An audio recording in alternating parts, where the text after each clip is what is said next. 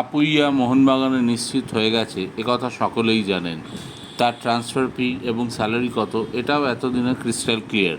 লালিয়ান্সওয়ালা চাংথের জন্য রেকর্ড 30 কোটি টাকার প্রস্তাব দিয়েছে মোহনবাগান, এটাও জানেন। তবে এতটুকু শুনে যারা ভাবছেন ট্রান্সফার মার্কেটে এখানেই শেষ হয়ে গেছে মোহনবাগানের ঝড়, তারা ভুল ভাবছেন। এটা সবে ছিল ট্রেলার, পিকচার তো আবি বাকি হে। হ্যাঁ বলছি, তার আগে আমার চ্যানেলটিকে যত বেশি সংখ্যায় লাইক এবং সাবস্ক্রাইব করে দিন। বিশ্বকাপ জয়ী সদস্য রিয়াল মাদ্রিদের কিংবদন্তি এবং স্পেনের প্রাক্তন ক্যাপ্টেন সার্জিও রামোসকে নিয়ে এবার ভাবনা চিন্তা শুরু করেছে মোহনবাগান। হ্যাঁ ঠিকই শুনছেন, ভুল শুনছেন না। রামোস জুলাইয়ের প্রথম থেকেই ফ্রি ফুটবলার হয়ে যাচ্ছেন।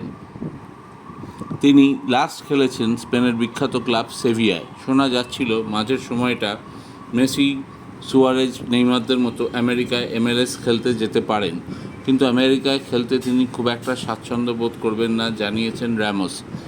তাই সৌদি আরব এবং এশিয়ায় তার খেলার ইচ্ছে আছে, কিন্তু এখানেই মাঝে প্রস্তাব নিয়ে ঢুকে পড়েছে মোহনবাগান।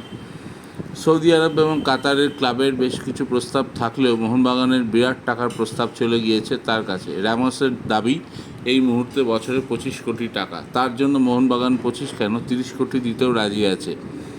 রামোসের মতো নাম দলে থাকলে এশিয়ান ফুটবল মানচিত্রে মোহনবাগানের ওপর হাইলাইট যে একটা আলাদা হবে সেটা জানেন সঞ্জীব গোয়েঙ্কা। তবে রামোস ভারতবর্ষের মতো পিছিয়ে থাকা ফুটবল দেশে আসবেন কি না সেটা একটা বড় প্রশ্ন। তবে রামোস যদি শেষ পর্যন্ত কলকাতা এবং মোহনবাগানে আসেন, এক্ষেত্রে বিরাট রোল প্লে করবেন মোহনবাগানের স্প্যানিশ ম্যানেজার হোসে মলিনা।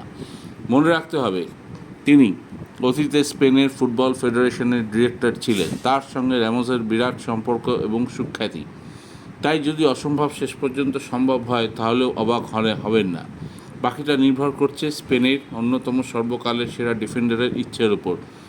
মেসিকে যিনি আটকেছেন, রোনাল্ডোকে যিনি আটকেছেন, তিনি কি আসবেন দেখা যাক।